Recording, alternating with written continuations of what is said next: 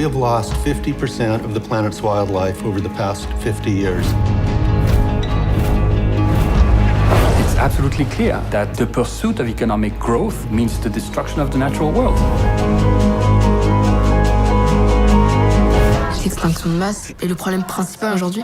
The hardest thing though is how do we get other people to realize that? Une fois qu'on s'est dit tout ça, par où on commence? Comprendre, c'est tout aussi important qu'agir. Sortir de cette bulle urbaine, voir ce qui se passe autre part et voir qu'en fait, il y a des solutions qui existent. Each wave brings in more and more plastic. It's almost a hopeless task. You take shower every morning, and don't you think, oh, it's hopeless to take a shower every morning? Together, they've collected 9,000 tons of plastic in just 3 years. Il faut préserver la forêt, il faut augmenter l'hétérogénéité des paysages. 45 years ago, where we are right now was cattle pasture. 10,000 cattle were here in this area. Si on a un prédateur très gênant, on va pas essayer de mettre un produit, on va essayer d'amener le prédateur du prédateur. It shows us that we're capable of reversing the trend, bringing species back if we take the trouble to understand how they work. Parfois, il en suffit de quelques-uns seulement pour gagner les combats. Il faut réapprendre à faire de la place pour les autres formes de vie. We have to see ourselves as animals. If we disappeared tomorrow, do you think the ants would notice we were missing? No. No, but if the ants disappear, life as we know it would end. And so we really need these tiny creatures.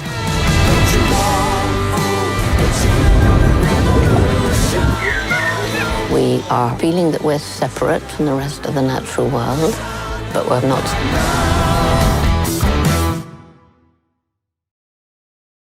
Bonjour Cyril Dion. Bonjour. Merci d'avoir accepté mon invitation. Cyril, tu es écrivain, réalisateur, militant écologiste. On te doit notamment le film Demain que tu avais co-réalisé avec Mélanie Laurent. Mais aujourd'hui, c'est pour ton nouveau film que je te reçois. Ce film, c'est Animal, un film qui remet les pendules à l'heure, sans donner de leçons, c'est important de le dire. Un film qui alerte, qui informe et qui donne à voir aussi les questionnements et aussi la lucidité de la nouvelle génération face au dérèglement climatique, aux extinctions des espèces et à l'effondrement de la biodiversité. Tu as suivi 2 jeunes adolescents de 16 ans, Bella et Vilupane, qui remontent à la source du problème, notre relation au monde du vivant. D'abord, j'avais évidemment envie de te poser cette question. Quels effets peuvent être attendus sur un film comme ça? Je te pose la question parce que pour moi, ce film a eu un effet qui va sans doute impacter mon quotidien parce que ça m'a énormément interrogé, et notamment sur la consommation de viande, mais j'y reviendrai. Mais quel effet peut avoir un film comme celui-là, sachant déjà que ton premier film avait eu aussi un très grand succès? Moi, je peux surtout parler de ce que j'ai vu dans les salles parce que j'ai fait je sais pas, entre 60 et 70 avant-premières, pas mal de projections scolaires aussi, donc j'ai vu des adolescents qui recevaient le film. La plupart sont très bouleversés, beaucoup plus que pour Demain. C'est-à-dire que Demain, il y avait une espèce d'élan, où les gens sortaient en se disant « Oh, génial, qu'est-ce que je vais faire ?» Alors que là, il y a quelque chose de sans doute plus profond, plus intime, qui est un peu ce qu'on recherchait, c'est-à-dire qu'on avait envie que les spectateurs puissent passer par toute une gamme d'affects qui soit à la fois ressentir la douleur, la colère, la peine de ce qu'on est en train de faire au monde vivant, mais aussi, et c'est toute la deuxième partie du film qui est beaucoup plus solaire, de l'espoir, de l'émerveillement, de l'enthousiasme.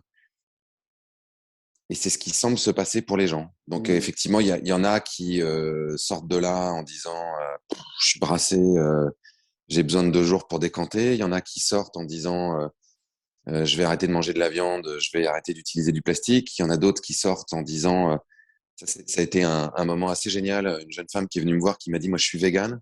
C'est la première fois que j'entends parler des éleveurs. C'est la première fois que je comprends du coup quel peut être leur point de vue. Sans forcément être d'accord avec eux, mais en tout cas en étant capable de me mettre à leur place.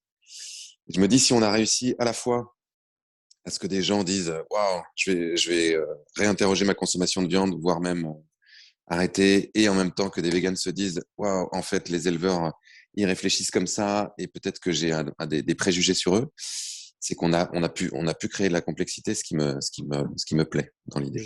Dans le prolongement justement de cette interrogation que suscite le film, il y a un passage que je trouve extrêmement puissant dans le film. Ça se passe dans une ferme. L'agriculteur pratique l'élevage intensif sur des lapins. On voit des lapins enfermés dans des cages où ils ont à peine de quoi se retourner. Ils sont plus d'un millier là-dedans, je crois me souvenir. L'agriculteur, il se défend, il dit « Je suis dépendant des coopératives ». Et il ajoute, il y a tellement de monde à nourrir dans le monde que ça justifie un peu ces pratiques. Alors la jeune fille Bella, en aparté, dit à son compagnon, je la cite, « Je ne connais aucun mangeur de lapin, mais je suis sûr qu'on les emmènerait ici, 90% d'entre eux arrêteraient d'en manger. » Qu'est-ce que ça dit, cette phrase, finalement? Ça dit notre hypocrisie, ça dit notre inconscience collective, notre envie de ne pas voir? Ouais, en fait, c'est une phrase de Paul McCartney que Bella lui a piqué. Bon, en même temps, c'est son compatriote, elle a le droit. Mais, mais oui, ça dit que si chacun d'entre nous était confronté avec toute la charge émotionnelle que ça suppose à tout un tas de situations qui créent notre mode de vie aujourd'hui, il y a de très fortes chances qu'on n'ait plus envie de le faire. Donc, c'est vrai pour l'élevage intensif. Là, dans ce hangar, en fait, il y a 8000 lapins, il y a 1000 mères, mais il y a 7000 petits qui ont l'espace d'une feuille à 4 pour vivre. Nous, en plus, on avait les odeurs, on avait toute l'atmosphère et c'est assez terrible. On montre aussi des images dans des élevages intensifs de bovins, de volailles, avec un truc que j'avais jamais vu de ma vie, où ils ont un aspirateur à poulets. C'est-à-dire qu'ils ont une espèce d'immense machine qui aspire les poulets dans un truc et qui ressortent en haut d'une sorte de machine pour ensuite qu'elles tombent dans des cageots. Enfin, c'est un truc de fou. Mais c'est vrai aussi pour tout un tas d'autres choses. C'est-à-dire que si on voyait les enfants ou les gens qui descendent dans des mines pour aller prendre les minerais qui font nos smartphones, si on voyait les conditions dans lesquelles un certain nombre de nos vêtements sont fabriqués, de nos appareils, etc., il y a de très fortes chances qu'on se sente très, très mal. Et donc, ça nous pose une question qui est de se dire, est-ce qu'on est d'accord avec ce monde-là? Est-ce qu'on est d'accord pour être dans un monde qui a besoin, d'une certaine manière, d'esclaves, de gens qui travaillent dans des conditions atroces dans les abattoirs, de gens qui sont dans des décharges absolues. Là, on montre en Inde à quel point la pollution plastique est complètement folle. Il y a des gens qui bossent là-dedans. Enfin, il y a des gens on a vu des gens qui passent leur temps 12 heures par jour assis par terre à recycler des bouteilles dans un vacarme infernal, dans la poussière. Est-ce qu'on est OK avec ça? Il se trouve que juste après avoir vu ton film que moi j'ai vu le film, est sortie la polémique sur l'histoire du foie gras. Le maire de Bordeaux, je crois, ou le maire de... Non, c'est plutôt Lyon, je crois, qui a fait part, en tout cas, de son idée de ne pas servir du foie gras dans les cantines et dans les différents lieux qui sont gérés par la ville. Ça a suscité une polémique. Lui, il dit qu'en gros, il veut interdire le foie gras industriel. C'est un peu ça qui se joue. Qu'est-ce que tu penses, toi, justement, du traitement qui a été réservé justement à cette décision, du traitement médiatique et même politique, parce qu'on a le sentiment quand même que ces polémiques disent aussi beaucoup de notre société et peut-être de notre société, du fait qu'elle n'est pas prête à finalement renoncer ou revoir ses habitudes, ses coutumes, ses traditions. Le problème, c'est qu'on est en campagne présidentielle et que les positions que chacun prend sont souvent teintées d'arrière-pensée électorale.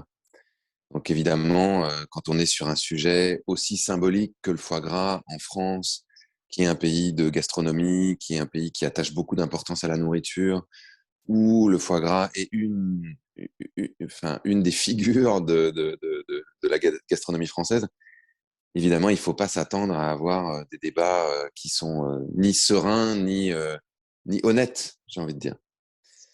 Pour autant, ces sujets méritent d'être posés sur la table, une bonne fois pour toutes. Et on voit bien que ça peut se passer dans un sens ou dans un autre. C'est-à-dire où c'est effectivement les citoyens, les consommateurs qui commencent à dire « Attendez, nous, on ne veut plus acheter ça » et ça envoie un signal suffisamment fort pour que et les industriels et les politiques réagissent. Ou de temps en temps, c'est le contraire. Si on regarde, je ne vais pas comparer l'incomparable, mais si on regarde la peine de mort, par exemple, en 1981, c'est plutôt une décision politique qui arrive dans un contexte où il n'y a pas une majorité de la population qui est pour, et il se trouve que le fait de prendre cette décision politique change la mentalité aussi des gens. Donc, d'une certaine manière, je suis pas forcément choqué par le fait qu'un responsable politique dise dans les restaurants qui dépendent de moi, c'est-à-dire de moi en tant qu'élu, c'est-à-dire les restaurants publics, je veux pas qu'on serve du foie gras industriel à bas prix. J'ai même entendu Perico Légas, qui est pourtant pas le dernier à aimer la bidoche, dire que le foie gras industriel, c'était une abomination et que il faudrait, si on gardait du foie gras, ne garder que le foie gras artisanal qui est fait dans des conditions beaucoup plus acceptables pour les animaux et que ça demanderait d'en manger beaucoup moins et que ça soit cher. D'une certaine manière, c'est la même chose avec la viande. C'est-à-dire que si on veut continuer à manger de la viande, pour ceux qui veulent continuer à en manger, c'est sûr que elle coûtera plus cher. Moi, j'ai une amie qui tient la boucherie à côté de chez moi, clairement, qui a sourcé toute sa viande. Et les cochons, elle me disait, c'est le pire du pire, par exemple. Et son cochon, c'est des cochons sauvages, du perche, enfin, en tout cas, qui sont élevés en plein air, etc. Ça coûte un bras, donc tu n'en manges pas tous les jours. Tu filmes un entretien dans le film, justement, de Bella et de Vilupane avec l'économiste Éloi Laurent, et il nous dit… Donc, il s'appelle Vipoulane, quand même. Il dit quoi? Juste pour lui. Vilupane, mais tu n'es pas le… Vipulane, tu n'es pas le premier. Donc, tu filmes justement un entretien entre Vipulane, Bella et l'économiste Éloi Laurent, et il nous dit quelque chose d'assez simple qui devrait sans doute nous alerter tous. Il prend l'exemple de la Californie, et on l'a vu ces derniers mois, les incendies notamment, c'est la 5e puissance du monde, et en même temps, c'est aussi devenu une zone géographique devenue inhabitable. À quoi bon plaider finalement pour la croissance dans ces conditions? On le voit aujourd'hui, tu le disais, on est dans une période électorale, tout le monde dit qu'il faut absolument recourir à la croissance. Il y a quand même on est quand même face à une contradiction qui s'impose à nous pourtant. La croissance, c'est vraiment l'archétype d'un récit, qui est un récit qui a été porté par le monde économique et depuis politique, qui semble être un dogme impossible à réinterroger. C'est-à-dire qu'on entend en permanence, il faut de la croissance, il faut de la croissance, il faut de la croissance. Si on n'a pas de croissance, en gros, tout va s'effondrer. Si on n'a pas de croissance, il n'y a pas d'emploi, il n'y a pas de richesse, donc il n'y a pas de possibilité d'avoir tous les bienfaits que la société moderne nous apporte. Et ce qui nous a beaucoup intéressé, c'est qu'effectivement, Éloi Laurent, qui est économiste à l'OFCE et qui est prof à Sciences Po et à Stanford, réinterroge ça de façon pas idéologique, de façon purement pratique, en disant regardons les faits, regardons si effectivement la croissance nous permet d'avoir tous ces bienfaits que les politiques nous vantent. Et il prend effectivement l'exemple des États-Unis et en particulier de la Californie en disant il y avait 5 à 6 points de croissance avant la pandémie et pourtant les écosystèmes se dégradent à tel point que certaines zones deviennent presque inhabitables, tellement il y a de chaleur, tellement il y a de sécheresse. Il faut quand même se rendre compte qu'en Californie, ils ont creusé un immense canal qui vient d'autres États et qui fait venir l'eau des montagnes pour approvisionner les villes. Ils ont arraché des hectares et des hectares de plantations d'amandiers parce que c'est des cultures qui demandent trop d'irrigation et qu'ils n'ont plus suffisamment d'eau, qu'il y a des villages entiers qui sont partis en fumée. Il dit, parallèlement à ça, que l'espérance de vie baisse aux États-Unis. Effectivement, elle baisse depuis 2014. Ce qui est là aussi un paradoxe ahurissant, c'est-à-dire qu'on a eu une sorte de progression continue de l'espérance de vie dans tous les pays occidentaux depuis la fin de la guerre, en tout cas. Et là, pour la première fois, depuis 2014, l'espérance de vie baisse pour tout un tas de raisons, mais qui sont notamment liées à la dégradation du système de santé, qu'on voit aussi en France, malheureusement, que la pandémie a largement mis en exergue. On voit aussi que les systèmes démocratiques sont dans une forme de fragilité de plus en plus importante. On a vu ce qui s'est passé aux États-Unis avec Trump, avec l'attaque du Capitole.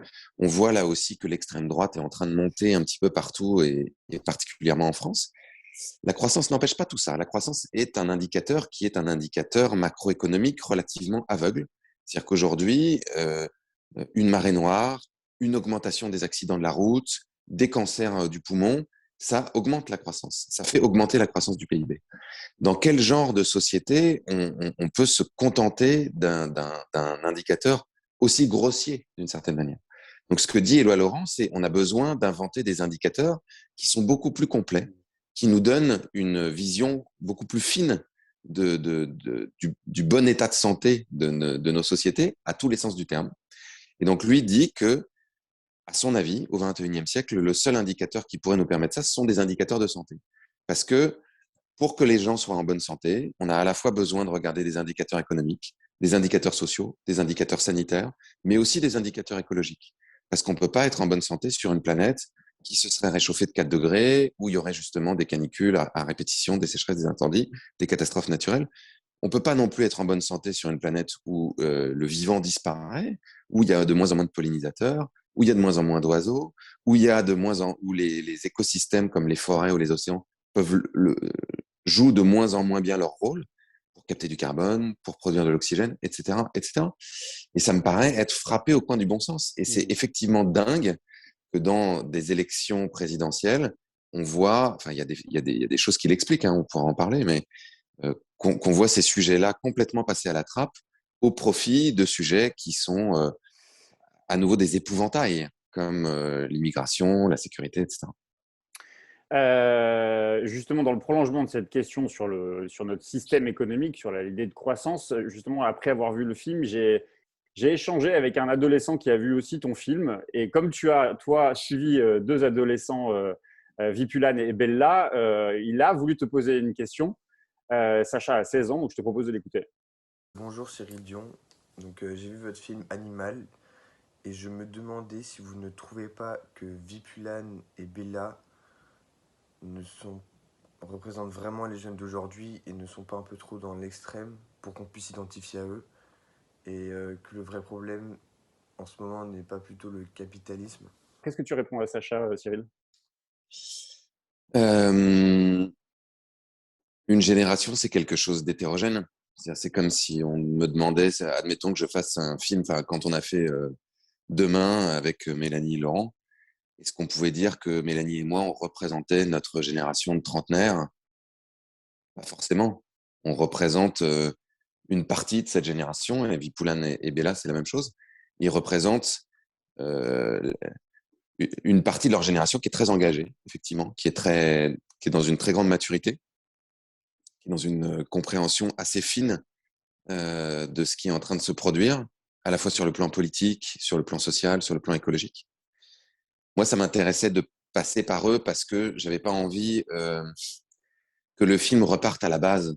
C'est-à-dire que si j'avais pris, par exemple, deux jeunes qui n'y connaissent absolument rien à tous ces sujets-là et qui s'en fichent, on aurait été obligé de réexpliquer d'une certaine façon tout depuis le début. Et j'ai pas l'impression qu'on en soit là dans la société. Sur le caractère extrême que Sacha évoque sur le profil de Vipulan et Bella, moi, j'ai pas l'impression qu'ils soient extrêmes. Enfin, ils sont dans. Enfin, si tu parles avec eux, ils ont des potes, ils rigolent, ils vont en soirée, ils regardent les mêmes films que n'importe qui, ils ont des smartphones. Alors, extrême, alors Sacha ne le dit pas dans sa vidéo, mais pour l'avoir discuté avec lui, il dit extrême au sens où, par exemple, il y a ce passage aussi dans le film où Bella dit que finalement, elle déteste les humains. Elle n'aime pas les hommes, elle n'aime pas les femmes qui aujourd'hui détruisent la planète. Et lui, ça l'a choqué, même si dans le film, d'ailleurs, elle reconnaît que non, ce n'est pas le sujet. Il ne s'agit pas de détester les êtres humains, il s'agit de réconcilier l'homme et la nature. C'est en ça qu'il dit que c'est peut-être parfois un peu extrême dans l'engagement des jeunes sur la question. Elle dit jamais qu'elle déteste les humains, elle dit que c'est dur d'aimer les humains quand on voit ce qu'ils font au reste du monde vivant. Et en ça, je pense que Bella est assez représentative de pas mal de gens, à la fois de son âge, mais même des gens plus âgés, qui sont tentés de basculer dans une forme de misanthropie parce que on pourrait avoir l'idée que les êtres humains sont une espèce vraiment nuisible pour le reste du monde vivant. Ce qui est intéressant, justement, c'est de voir le parcours que fait Bella, qui sort de cette misanthropie pour se dire, ben non, en fait, on a peut-être besoin de s'intéresser beaucoup plus aux humains.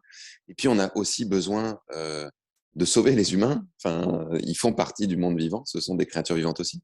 Et ça rejoint d'une certaine manière la dernière partie de la question de Sacha, qui demande est-ce que le problème, c'est pas le capitalisme? Je ne sais pas si le problème, c'est le capitalisme. En tout cas, le problème, c'est la structure politico-économique dans laquelle on vit. Ça, c'est sûr.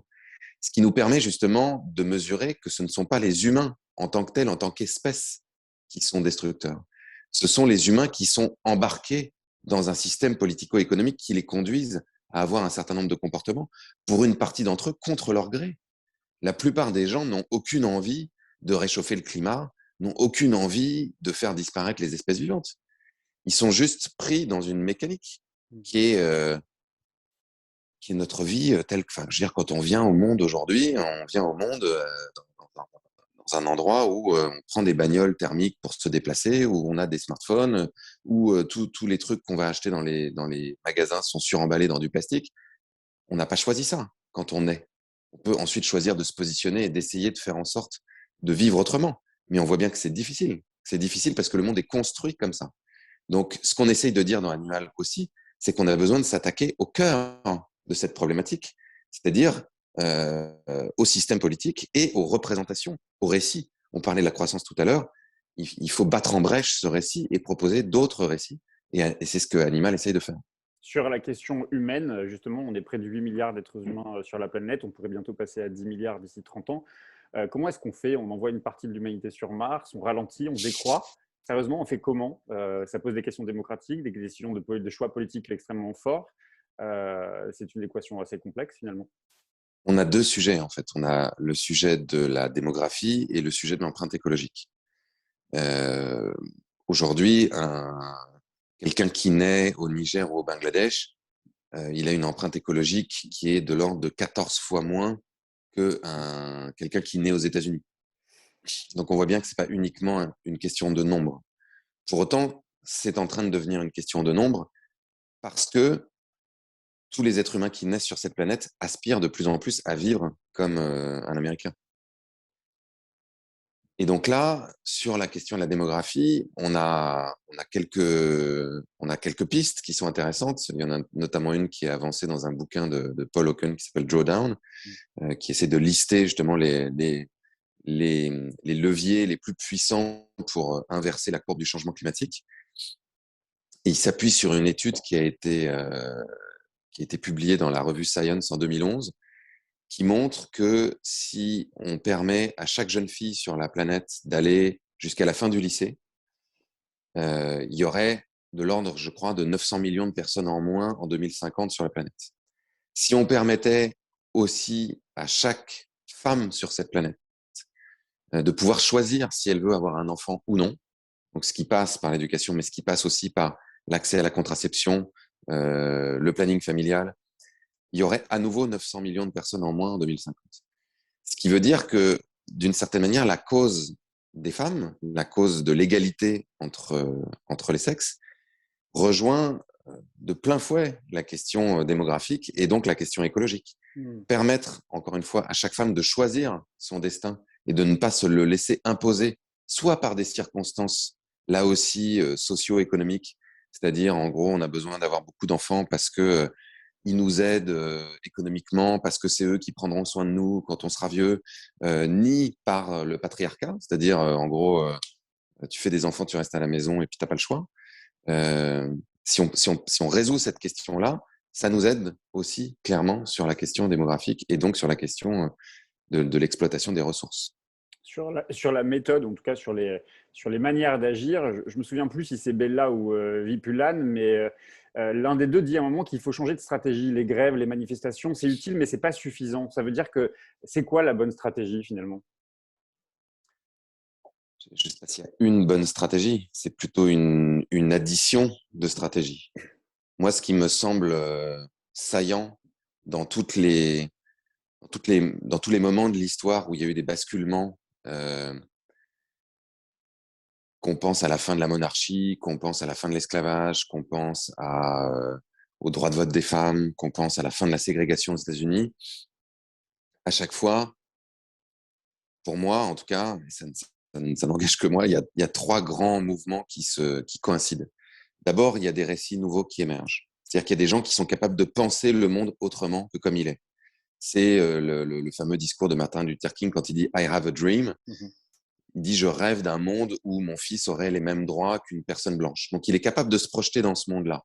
De la même façon, pour les gens qui ont été capables de se projeter dans les Lumières, les gens qui ont été capables de se projeter dans un monde où il n'y avait plus un roi de droit divin, supposément de droit divin, qui transmettait son pouvoir de façon héréditaire, mais on passait dans un monde où on élisait nos représentants. Bon, pareil avec tous les exemples que j'ai cités. Ces nouveaux récits, ils émergent à la fois parce qu'il y a des gens qui pensent le monde différemment, donc des intellectuels, des écrivains, des artistes, mais aussi parce que des gens se mettent à vivre différemment. Quand Rosa Parks, par exemple, va s'asseoir dans ce bus, elle réfute finalement l'organisation du monde où les Noirs et les Blancs ne devraient pas pouvoir cohabiter dans un même espace. C'est ce qu'on voit aujourd'hui avec des gens qui se mettent justement à devenir véganes, avec des gens qui se mettent à faire de la permaculture plutôt que de l'agriculture industrielle, avec des gens qui se mettent à créer des monnaies locales ou complémentaires plutôt que de se laisser imposer la création monétaire par les banques centrales ou les banques privées par la dette. C'est ce qu'on voit avec des gens qui décident de rompre avec le consumérisme et de vivre extrêmement sobrement, en construisant leur maison. Enfin, bon, tout ça je ne dis pas que ce sont les seuls récits valables, mais en tout cas, ce sont des récits qui émergent. On le voit aussi dans le monde intellectuel. Par exemple, quelqu'un comme Baptiste Morisot est quelqu'un qui fait émerger d'autres récits en disant cohabiter avec le reste du monde vivant, c'est une nécessité. Ça nous demande de créer des relations diplomatiques avec les autres espèces. Bon, c'est un autre récit du monde. L'autre grand mouvement, pour moi, ce sont les rapports de force. Et les rapports de force, ils sont parfois non violents et parfois beaucoup plus musclés. On le voit dans tous les exemples que j'ai cités. Si on prend celui des suffragettes, les suffragettes, il y avait à la fois des manifestations non violentes, mais il y avait aussi des bureaux de poste qui étaient incendiés, des sabotages et de l'action directe. Il y a même eu une bombe devant chez le Premier ministre. Il y a eu des affrontements musclés avec la police. Si on prend la fin de la ségrégation, il y avait Martin Luther King, Rosa Parks, etc. Mais il y avait aussi Malcolm X, les Black Panthers. Il y avait des gens qui faisaient de l'action directe, qui provoquaient des émeutes, etc.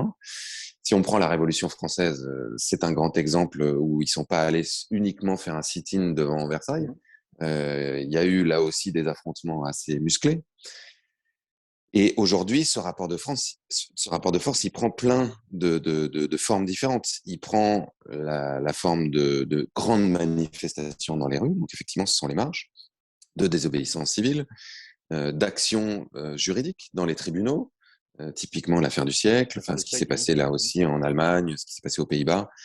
Il y a des gens qui appellent à aller plus loin, qui appellent à faire du sabotage, comme Andreas Malm, par exemple, cet universitaire suédois qui dit aujourd'hui, étant donné la gravité de la situation, qu'est-ce qui est le plus violent? Est-ce que c'est de saboter un pipeline ou est-ce que c'est de construire un pipeline, sachant que l'Agence internationale de l'énergie a dit qu'il faudrait qu'il n'y ait plus une seule infrastructure fossile à partir d'aujourd'hui si on veut rester en dessous d'1,5 degré.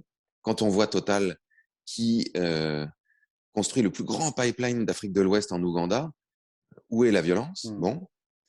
Donc, moi, j'appelle pas à être violent pour être violent, mais en tout cas, je regarde juste que dans l'histoire, ça a toujours fait partie du rapport de force. Et évidemment, on est tous à préférer faire autrement. Moi, je préfère infiniment qu'on trouve des modalités démocratiques pour se mettre d'accord, mais la question qui se pose, c'est est-ce possible? C'est-à-dire, est-ce que les gens au pouvoir aujourd'hui vont renoncer à leur pouvoir et à leurs attributs? Et le troisième grand mouvement, puisque c'est une très longue réponse, ce sont les circonstances historiques. Ce qui finit par cranter le combat des suffragettes, c'est la Première Guerre mondiale. Et le fait qu'il y ait un déséquilibre démographique qui se fait, que les femmes ont pris en gros les manettes dans plein de secteurs de la société, et que c'était intenable de considérer que c'était encore des citoyennes de seconde zone à la fin de la Première Guerre mondiale. L'indépendance de l'Inde, c'est pas juste Gandhi et la marche du sel, c'est aussi la Deuxième Guerre mondiale qui fait que l'Empire britannique est exsangue militairement, financièrement, et qu'il y a un mouvement de décolonisation qui s'amorce dans le monde entier. Là, aujourd'hui, les circonstances historiques, c'est le changement climatique, c'est les catastrophes écologiques et leurs corollaires, et tout ce que ça va provoquer en termes de migration, en termes de problèmes géopolitiques, en termes d'accès aux ressources. Et plus ces circonstances vont être tendues, et plus ça va stimuler, évidemment, les deux autres mouvements, qui sont indispensables. C'est-à-dire que s'il n'y a que le deuxième mouvement, c'est-à-dire que s'il n'y a que du rapport de force, c'est ce qu'on a vu, par exemple, avec le printemps arabe, c'est ce qu'on a vu avec toutes les révolutions qu'il a pu y avoir ces dernières années, il n'y a rien derrière, c'est-à-dire qu'il n'y a pas de plan. Ouais. On peut, quelques années plus tard, se désoler du fait que ces grands mouvements qui ont suscité autant d'espoir, qui ont fait tomber des dictateurs, ils n'ont pas donné ensuite de résultats et de modèles de société véritablement enviables. Parce que le premier mouvement des récits et de l'horizon qu'on se donne une fois qu'on a fait la révolution, pour moi, n'était pas là. Et j'ai envie de te poser la question, et le politique dans tout ça, parce qu'il y a un passage complètement dingue dans le film où Bella et Vipulan tentent d'approcher un député européen qui les esquive. Le contexte, c'est que les subventions de l'Union européenne à la pêche industrielle sont de plus en plus gigantesques, alors même que les fonds sous-marins ont perdu 40% de ces espèces, c'est ce que tu rappelles dans le film. Pourquoi ce député, il n'assume pas? Est-ce que c'est parce qu'il n'assume pas d'avoir cédé face à la puissance des lobbies? Qu'est-ce que ça raconte, cette scène, à ce moment-là, où un député, quand même, fuit deux jeunes qui essaient de poser une question banale, simple, à un eurodéputé qui semble, en plus, s'en moquer un peu? Alors, il est pas député, il est assistant parlementaire d'un des députés espagnols.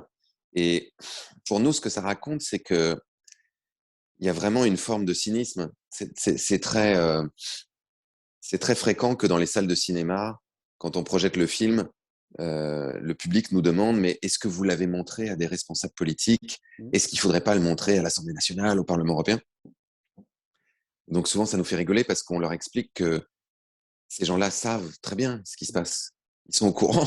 Le but, ce n'est pas de leur expliquer ce qui se passe.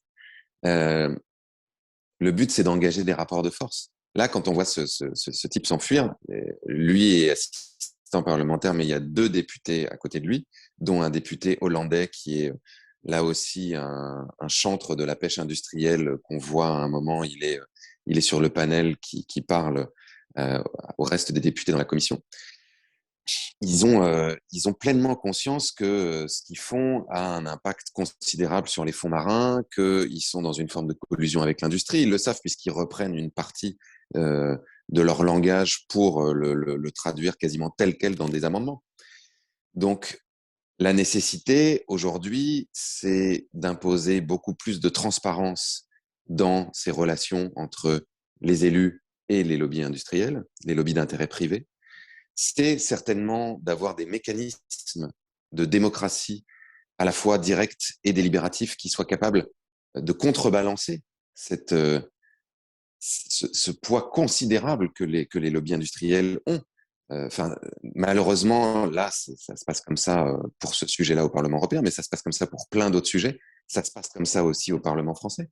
Nous, on l'a vécu de première main à la fin de la Convention citoyenne pour le climat. Ouais. Ça se passe comme ça aux États-Unis.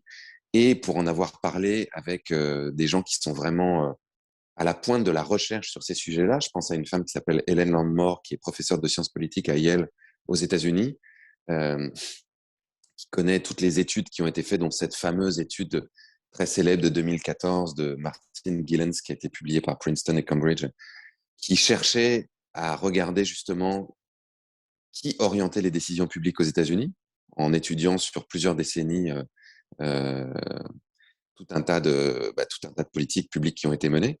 Le résultat de cette étude était de dire 80% quasiment des décisions publiques sont orientées par des intérêts privés. Et quand je posais la question de façon assez candide à Hélène Landmore, pourquoi est-ce que nos démocraties ont tant de mal à se saisir de la question écologique, elle rigolait à moitié en disant mais parce que ce ne sont pas vraiment des démocraties au sens premier du terme. Une démocratie, théoriquement, c'est la population, le peuple, le démos qui a le dernier mot. Là, c'est pas le cas. On est plutôt dans une forme d'oligarchie où effectivement la qualité démocratique est beaucoup plus importante que dans tout un tas d'autres pays du monde. Pas tomber dans les caricatures de dire vous allez qu'à aller en Iran et au Venezuela. Évidemment qu'il y a des endroits qui sont encore infiniment moins démocratiques que chez nous. Pour autant, la qualité démocratique est à questionner dans nos pays. Et si aujourd'hui, ce sont encore une fois des intérêts privés représentés par de très grandes puissances économiques qui orientent les décisions de nos élus, ça devrait quand même nous gratter quelque part. J'ai une dernière question pour toi, Cyril. Tu es un soutien de la primaire populaire. Quand tu vois l'état des échanges à gauche et chez les écologistes entre ceux qui veulent une primaire populaire, ceux qui veulent l'union, ceux qui veulent que les autres se rangent derrière lui ou derrière elle, comment est-ce que ce spectacle de la gauche et des écologistes te fait réagir face notamment aux urgences qui sont le cœur de ton film? Ça me désole, comme beaucoup de gens. C'est-à-dire que là encore, c'est très difficile de trouver le moyen de faire triompher l'intérêt général. Il se trouve que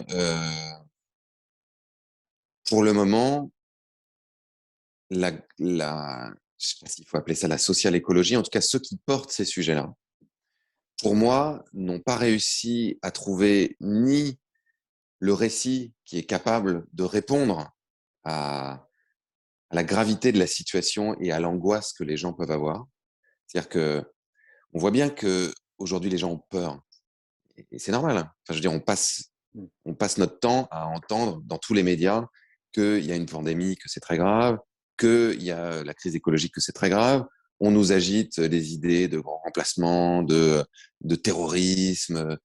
Donc, il y a une espèce d'angoisse. Et la réponse qui est celle du camp de la social-écologie, pour le moment, est relativement inaudible. Il y a une caricature qui a été faite dans les médias et par un certain nombre d'éditorialistes pendant longtemps, qui a été de dire, voilà, l'écologie, c'est l'écologie punitive, c'est des gens qui veulent nous priver de notre liberté, qui veulent nous obliger à faire des trucs qu'on ne veut pas faire. C'est-à-dire, en gros, on continue à avoir une conversation qui est dans le même récit, c'est-à-dire dans ce récit de la croissance. Ce récit de la croissance, il nous a promis, en gros, de pouvoir accéder à de plus en plus de richesses, à de plus en plus de confort matériel, à de plus en plus de facilité pour pouvoir faire ce qu'on veut quand on veut, pouvoir prendre l'avion quand on veut pour aller à l'autre bout du monde, pour avoir une voiture, et c'est la liberté, pouvoir manger de la viande jusqu'à plus soif, alors qu'avant, nos parents étaient privés de ça. Bon. Si on reste dans ce récit-là, et que simplement, on se contente de dire, alors on reste dans le même récit, et tous les trucs qui faisaient le sel de ce récit-là, qui vous faisaient plaisir, on va les enlever. C'est-à-dire que vous n'allez plus pouvoir prendre l'avion, vous n'allez plus pouvoir manger de viande, vous n'allez plus pouvoir consommer. Évidemment que les gens se disent, mais c'est pourri ça. C'est juste de la privation, c'est juste nous proposer de vivre moins bien. Alors que si on propose un autre récit, si on raconte justement que, comme le disait Éloi Laurent dans le film, la priorité de nos sociétés doit changer. Et que notre priorité aujourd'hui, c'est de faire en sorte que les gens vivent en bonne santé, que le lien social se développe, qu'on puisse avoir des métiers qui nous passionnent, qui nous donnent envie de nous lever le matin, qu'on ne soit pas simplement des agents productifs de l'économie, comme Emmanuel Macron le racontait dans sa dernière allocution. Il faut travailler, travailler, travailler. Ok, mais travailler pourquoi ? C'est quoi le but, ultimement ? C'est juste d'avoir un salaire qui nous permet de consommer et ensuite d'avoir des petits moments de respiration pendant les vacances et pendant notre retraite. C'est ça le but de nos sociétés. Moi, j'ai l'impression qu'on a besoin de proposer une trajectoire de sens extrêmement puissante et que cette trajectoire de sens, ensuite, doit se décliner dans des politiques extrêmement précises où on voit ce que ça va permettre de créer comme emploi, où on voit ce que ça va permettre de faire dans nos villes, quel genre de ville on va habiter, quel va être le gain qu'on va avoir en termes de qualité de vie, quelle modalité démocratique on va pouvoir mettre en œuvre pour parvenir à ça. Ce que j'entends dans ce que tu dis, c'est que la gauche et les écologistes n'ont pas réussi à inventer un récit ou même proposer un projet, une vision de ce que tu viens de dire, justement. Ça, non, exactement. Moi, je pense qu'ils n'ont pas réussi à formuler ce récit-là en s'adaptant, encore une fois, à la situation telle qu'elle est, c'est-à-dire en parlant aux gens là où ils sont, avec les angoisses qu'ils ont et avec le contexte tel qu'il est. Et une partie de ce récit, pour moi, justement, passe par l'union. C'est-à-dire qu'aujourd'hui, si ces gens-là disaient « Bon, la situation est beaucoup trop grave, on fait une sorte d'union sacrée. Évidemment, on n'est pas d'accord sur absolument tout, mais on pense que cette union sacrée est plus importante que les quelques différences que nous avons, parce que la situation est infiniment grave. Et parce qu'on voit bien que c'est peut-être la seule solution pour faire en sorte que ces idées puissent se mettre en œuvre dans la société. Ça, c'est un récit quand même vachement puissant. Et là, ce qu'ils sont en train de raconter, c'est la même chose que d'habitude. L'effet que ça donne, c'est « Ah bah oui, c'est toujours la même petite tambouille politique où chacun essaye de garder son précaré, où c'est une bataille d'ego, où on a notre petite boutique et on appelle au ralliement, mais toujours derrière nous. » Ça fait pas tellement rêver, quoi. Et moi, je connais énormément de gens qui sont comme moi, qui se disent « Mais j'ai même pas envie de voter, là. J'ai même pas envie de voter. Ils sont tellement cons, là. Je ne sais même pas pour qui je vais aller voter. » Alors que je me retrouve dans plein d'idées qu'ils ont. Je veux dire, moi, dans le programme de l'avenir en commun, il y a énormément de choses que je trouve mais formidables. Dans le programme de Jadot aussi. Et je me dis, mais quelle bande de cons. Enfin, encore une fois, je me souviens de l'élection en 2016 où on avait regardé quelles étaient les différences fondamentales entre le programme de Hamon et le programme de Mélenchon. Je crois que c'était 15%. Oui, il n'y avait pas grand-chose. Mais... Donc, comment est-ce qu'ils peuvent croire que les gens comprennent ça? À part les militants vraiment excités dans chacun des camps qui s'insultent, et il y en a quelques-uns. Mais sinon, les gens qui sont là, qui regardent la télévision, comment est-ce qu'ils peuvent comprendre ça? Que des gens qui sont d'accord, qui disent que c'est peut-être la chose la plus grave qui est en train de se produire pour l'humanité, que la crise écologique est la chose la plus grave qui est en train de se produire pour l'humanité, ces gens-là ne sont même pas capables de se mettre d'accord pour essayer de trouver des solutions politiques. Eh ben, rendez-vous en janvier, on en saura peut-être davantage sur l'évolution de la primaire populaire. En tout cas, merci beaucoup Cyril d'avoir accepté cette invitation. Avec plaisir, merci pour cette conversation.